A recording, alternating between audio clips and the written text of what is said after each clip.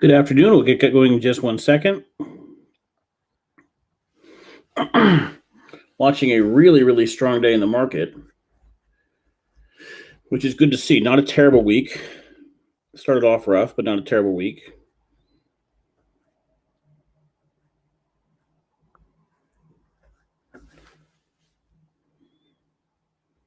Okay, so it is Thursday, April 1st. We have no April Fool's jokes going on here. So if you were expecting whatever, not going to happen. You've had a pretty good week, pretty good conversations, and we're glad to have Vin Candelora on yesterday. We'll talk a little bit about some of the things that he said. This is kind of, Thursdays are usually the least eventful podcast, just talk about some headlines, and we'll do that today. If there are questions or comments or things you want to talk about or look at, I'd be glad to, and we can go from there. But hello to Fred and Elizabeth and Dorothy to the comments. Now, this podcast goes to, there's a Facebook page called the Steve Mazikane Podcast page that goes there. The bigger audience is on Brandford7.com Facebook page. So if you're watching on the podcast, on Steve Mazikane Podcast, you may not see the comments coming in. So you may be wondering where they're coming from. They're coming probably from the Brandford7.com site. So you can watch this anywhere. But that being said, a few things I want to talk about. First, our sponsor today is Shoreline. There's a million Uber Eats right now. There's delivery services and Grubhub, but this one I'm actually promoting because it's local. We talked about this before. A restaurant owner along the shoreline decided to start this about a year ago or so, and Shoreline Menus has a lot of local restaurants joining it. The benefit is it's a little bit easier to use. There are local people working there. It's owned by a local restaurant. And so if you are someone who uses Uber Eats a lot or someone who uses Grubhub a lot, look at Shoreline Menus. Delivery service, local. I know we want to support restaurants during this time that are struggling to reopen and struggling to make up for what they may have lost last year. We can also use it to support a local business as well. So we appreciate them sponsoring today, and we want to give them a shout out and let them know. From a restaurant standpoint, I know I often talk about where I've eaten. Restaurants call me on a regular basis and say, come down and try something, and if you want to talk about it, promote it. I do not make any promises of promoting things, and that's not a paid service. It's just come try it. And in general, I can't say all the time, but sometimes, whatever. I generally pay, but not all the time. So I don't want to make that promise and not be right about that. But yesterday went to Cast Iron Chop House. I got to tell you something. You talk about restaurant owners and you talk about chefs and you sit down and talk to so many of them and they know their food and they know their stuff. Attilio at Chop House, it's like a science. It's a passionate science for this guy. It's amazing to sit down with him and the combinations he comes up with as we're sitting there trying this pizza. So Cast Iron Chop House is in downtown New Haven. They're opening a second restaurant in the Milford Mall, but it's not a steakhouse so much. It's going to be these cast iron pizzas and a pub and burgers and stuff like that.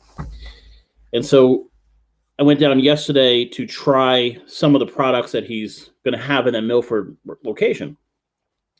This pizza, he called it a carbonara inspired pizza.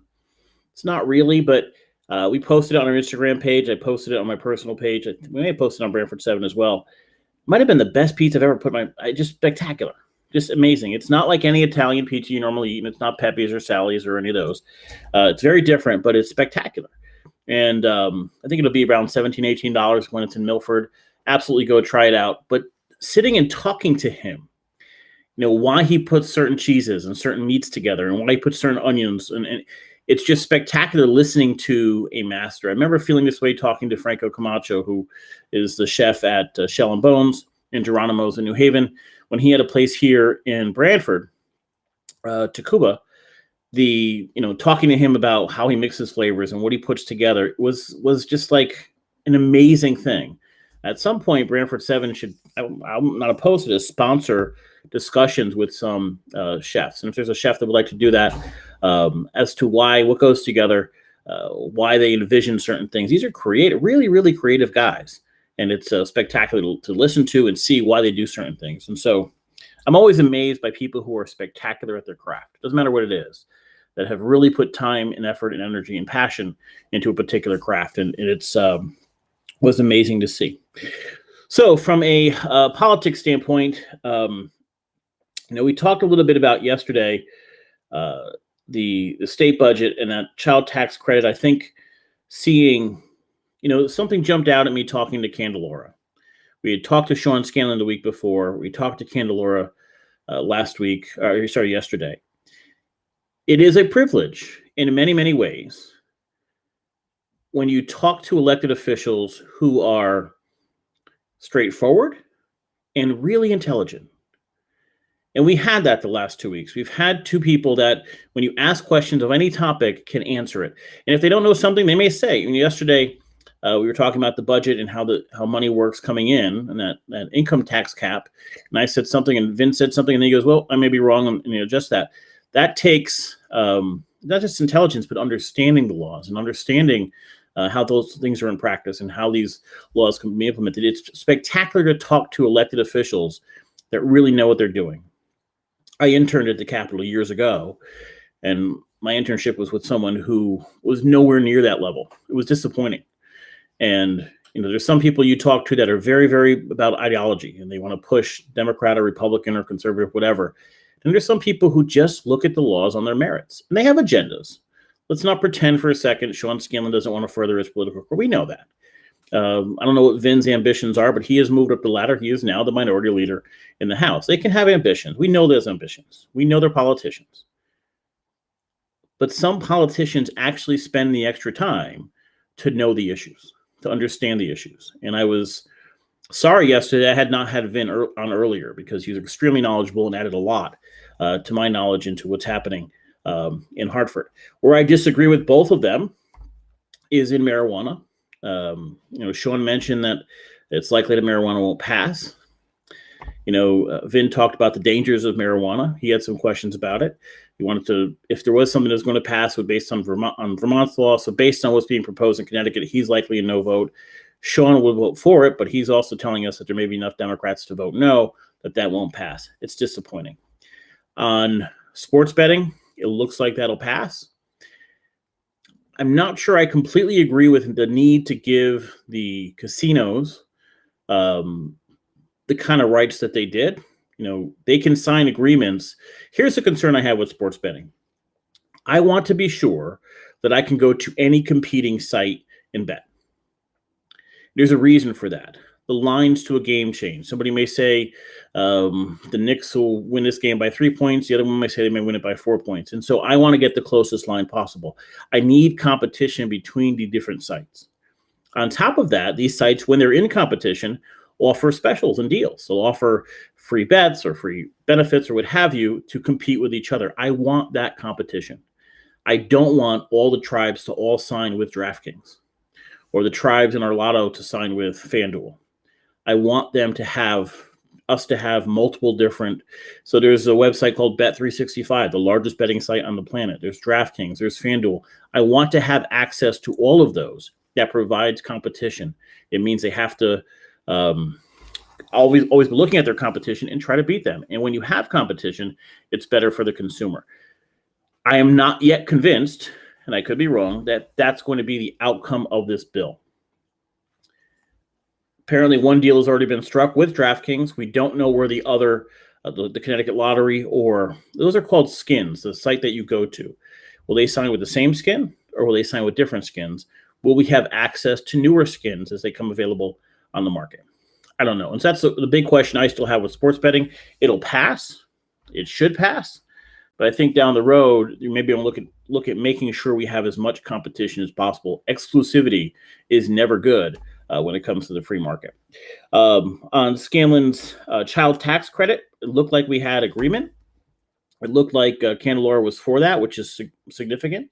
It's actually a big boost to getting that passed and getting it passed with bipartisan support. The question is going to be, we can see what Sean Scanlon's trying to do, and I think it's the right thing to do. So often Democrats have had a messaging problem where they come in and say, we need to raise taxes to pay for deficits. We need to raise taxes to pay for, whatever. What Sean is trying to do is say, listen, eventually we're going to raise taxes. But if we can start off with some positive impacts. So let's look at it this way. If we can say we're going to give tax breaks in the form of a child tax credit to parents who make under $200,000 as a couple or under $100,000 as a single person, and pay for those tax credits by increasing income taxes on the higher earners, people over 400,000 or 600,000 or 800,000, whatever it is. You bring in the same amount of money, but you have given those at the lower levels that need more money for childcare or children, what have you, an additional break. You have given essentially a more progressive tax plan where you're raising the rates as people make more money. And that's really part of the contract that we make with society. You know, all of us are born into a capitalist system, and our taxes basically say this: we get a ton of help to become successful. We have infrastructure and roads, and we have police and fire. We have safety mechanisms. We have all these things in place. We're going to educate you. We're going to give you huge benefits if you want to go to state school or to Gateway or whatever it is. We can give many people get that for free. We're going to give you all of these opportunities to get ahead. Some of you are going to have a decent life. Some of you are really going to get ahead. And the contract that we sign is that we're going to take advantage of all these things. We're going to get all these benefits. And if we really get wealthy, if we really get lucky, suppose we have the ability to hit a ball really far, or we get spectacular in business, or start an amazing hedge fund, or we bought a GameStop at $10 and it went to $300 and we got lucky. When that happens, you pay back into society at a higher level than you would have otherwise. That's a contract we're born into. That's what a society is. That's what we have. And so this idea that we give more to those lower classes, help them get extra money when they're on their way up, makes sense to me. That's not as a Democrat or as a Republican. That's just somebody doing the math. I'd rather pay more taxes. If this podcast takes off and you see me sign a contract with whatever, Viacom, or if there's still CBS for $4 million a year, and I had to pay higher taxes, good. I want that. That's what I'm hoping. I want the tax break when I'm sitting here, reaching 1,000 people per podcast on Brandford7.com. That's when I want the tax break. And I think everybody really works that way. So if you're a young couple and you're getting started and you have 110,000 coming in and you have 2 kids, that's when you want the tax break. When you're making $300,000 a year and your kids are done with college, you got to pay a little bit more. That's okay. So I think it makes sense to try to do that. I think you're going to have to, at some point, include a tax increase on those higher levels to make that happen. May not happen this year, maybe next year.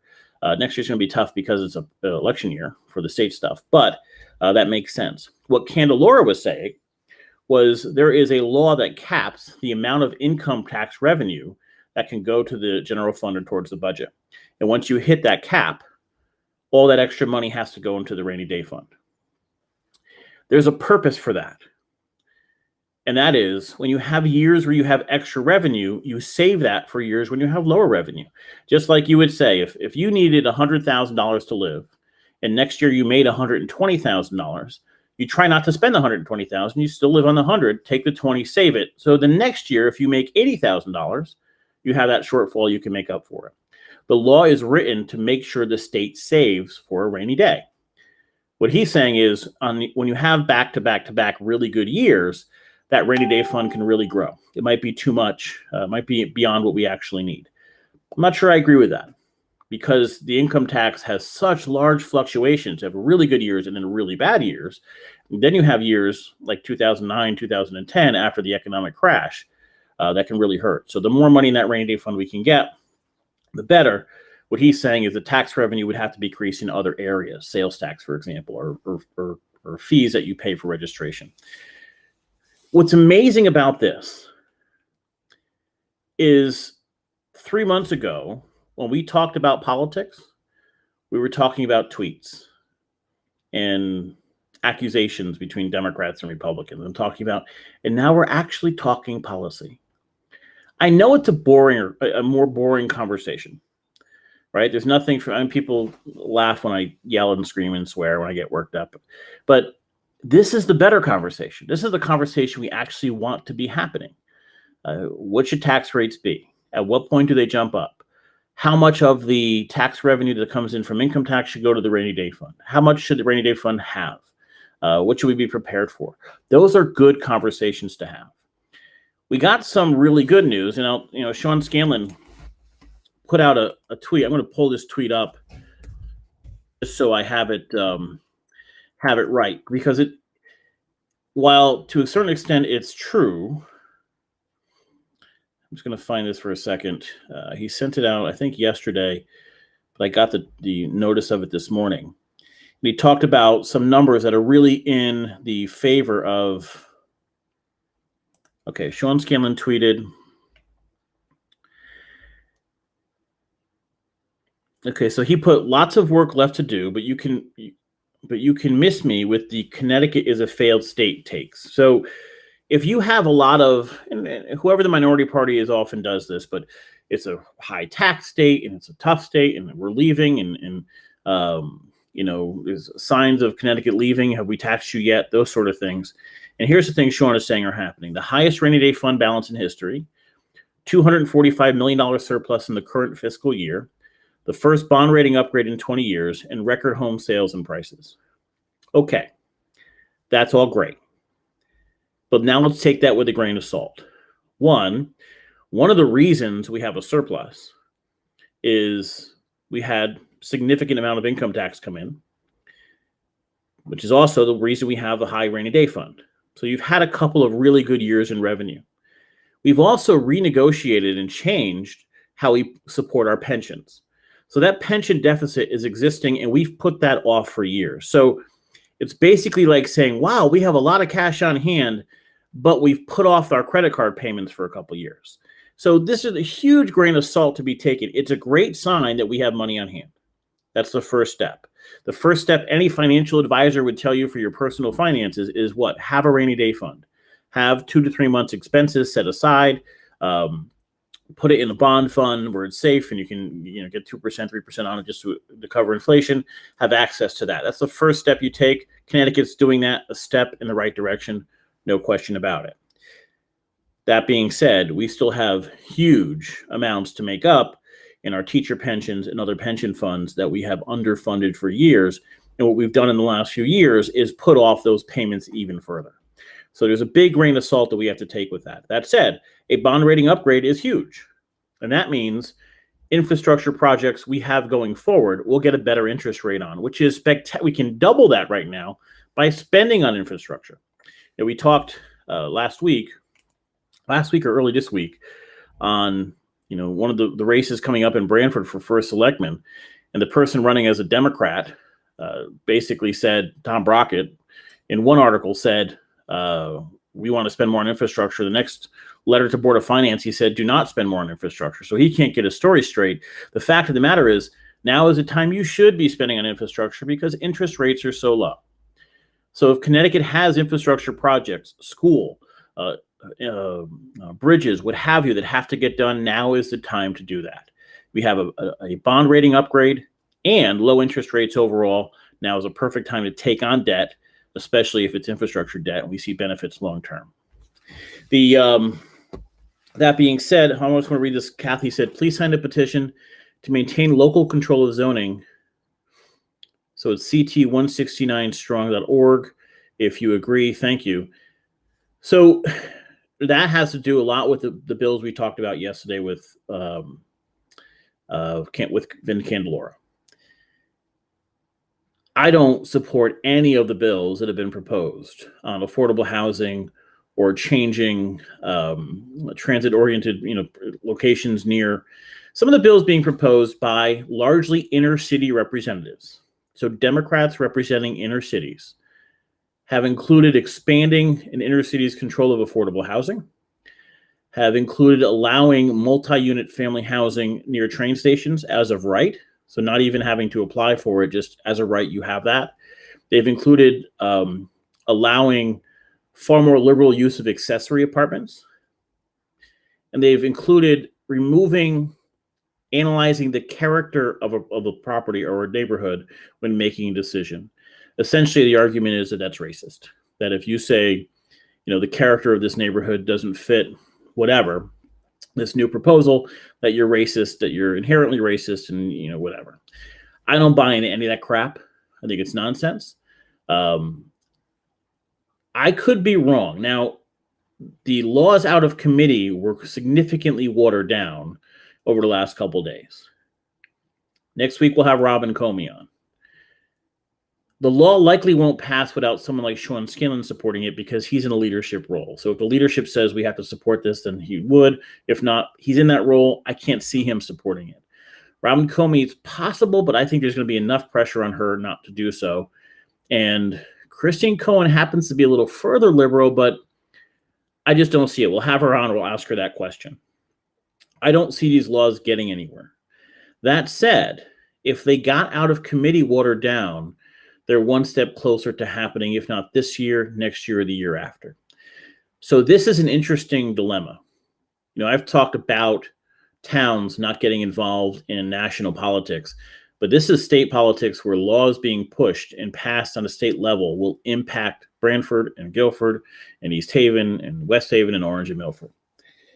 This may be an area where towns have to step up. This will absolutely be a part of local elections and who supports allowing people who do not live in a town to decide what goes in the town. This thing about, hey, it's racist is nonsense. It's just nonsense. We went through that with the Parkside thing in Branford. Racism is a marketing scheme at this point. Does racism exist? Yes. They're doing it a spectacular disservice by pushing it on every single law. If you're not for this project, you're racist. We heard that. I heard that. I lived near the Parkside project was the application the last couple of years, and I was told that if I'm against it, I'm racist. You go fuck yourself. You know, it's just nonsense. It's crazy. So I'm not going to sign the petition, but if other people want to, sign that petition, they're more than welcome to sign it. I get it. I understand it. You know, it's funny. We're Democrats and Republicans. The conservatives and liberals, until it happens in your neighborhood. Branford lived through a situation with Costco. Now, Costco is an absolute darling of the left, of the Democrats. They were paying far above minimum wage before other people were. They gave raises easier. They gave much better benefits than everybody else. Hillary Clinton had book signings there. Barack Obama had a campaign events there. Costco was the darling. But when they proposed to come to Branford, it was the Democrats who said, we don't want this in our neighborhood. It really wasn't even in their neighborhood. That's what's sad part about it. It wasn't near them. Everybody's political until it gets to their neighborhood. And that's going to be the question that especially Republicans will never vote for this at the state level. The Democrats are going to have to ask themselves the question. The push to pass this stuff is going to come from the left and their left supporters who are not in the neighborhoods being impacted. And we saw that. There was a spectacular incident, and to this day, it was one of the best, I would say one of the funniest moments I ever remember at a planning and zoning meeting. To those not from Branford, Parkside is a affordable housing development that's been there for about 40 years in Indian Neck. And around the corner, I would say, I don't know, a quarter mile away is Linden Avenue. It's right on the water. And there are some homes that are 800,000, $1 million and over that.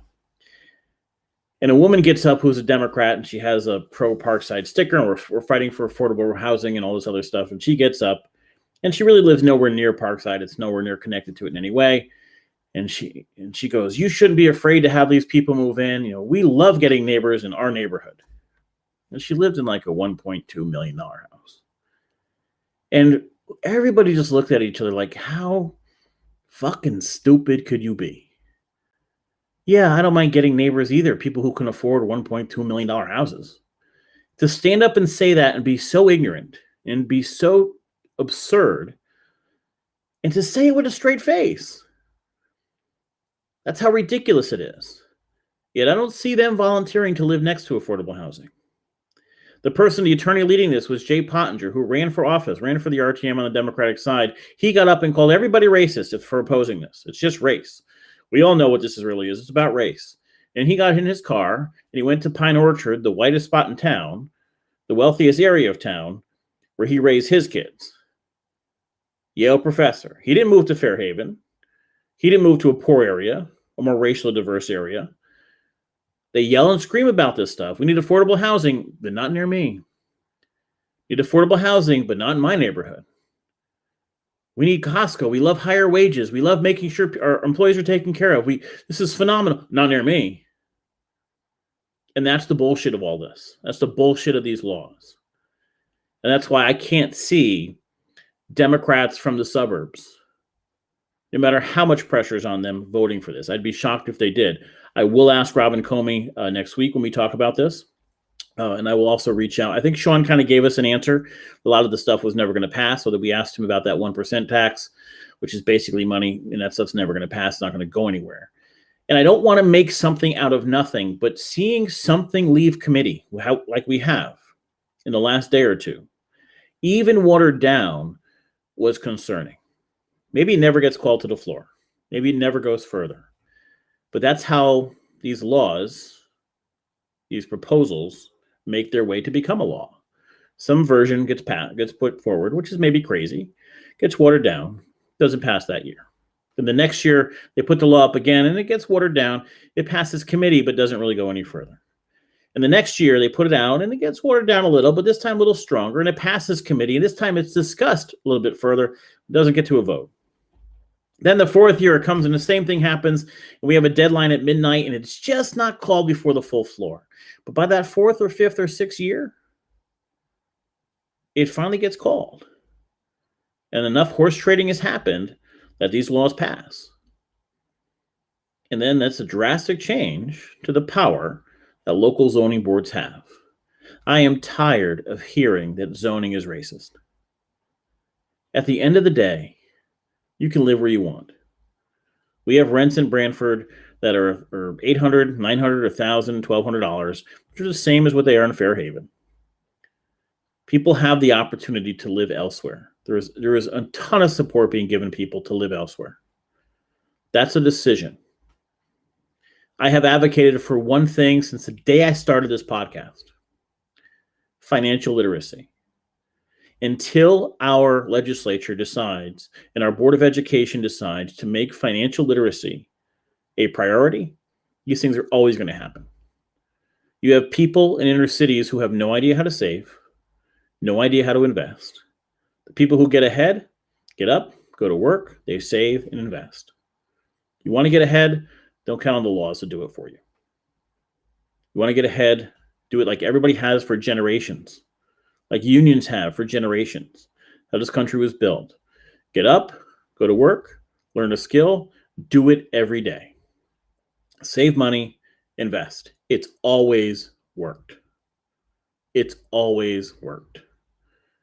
You want to put a huge crimp in racism, huge crimp in the economic diversity or lack of diversity we have in the state? Teach people basic economics, basic financial literacy. And there are already representatives talking about this. There are movements happening that support that. That's where our effort should be. And if I were to ask our local legislators to get behind anything, it would be a massive, massive push to make that a priority in our school system and on our social structure overall. At the end of the day, I was very, very encouraged in talking to Sean Scanlon and to Candelora, and didn't agree with everything they said, but they were smart, articulate, and if we have a lot of elected officials like Candelora and Scanlon, one's a Republican, one's a Democrat, we'd be in much better shape, statewide and nationally.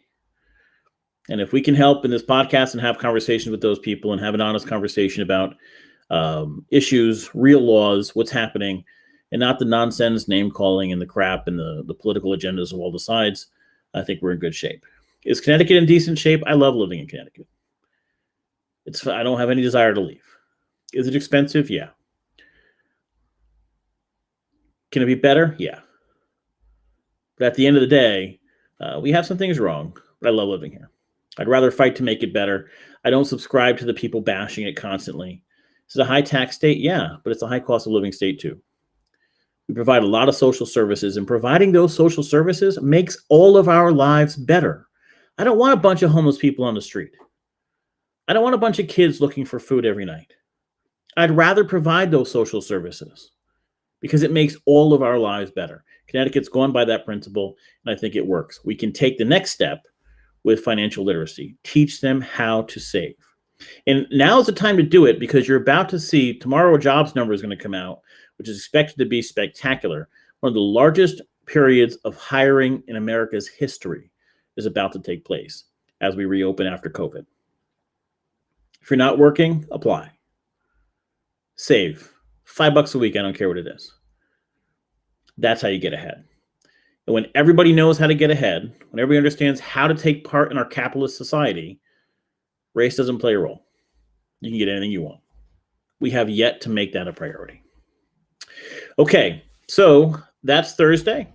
That's our last one for the week. We'll be back on Monday at 4 o'clock. It was a really good week, and it's also a really good week when the weather is getting nicer. Next week, we're going to have Robert Comey on, and I will contact Christine Cohen. I also want to contact Joe Zullo so we can get Republicans and Democrats both on here and on the podcast. I want to thank you for joining me. It's been a really good week. I will see you next Thursday at 4. Until then, have a really good night.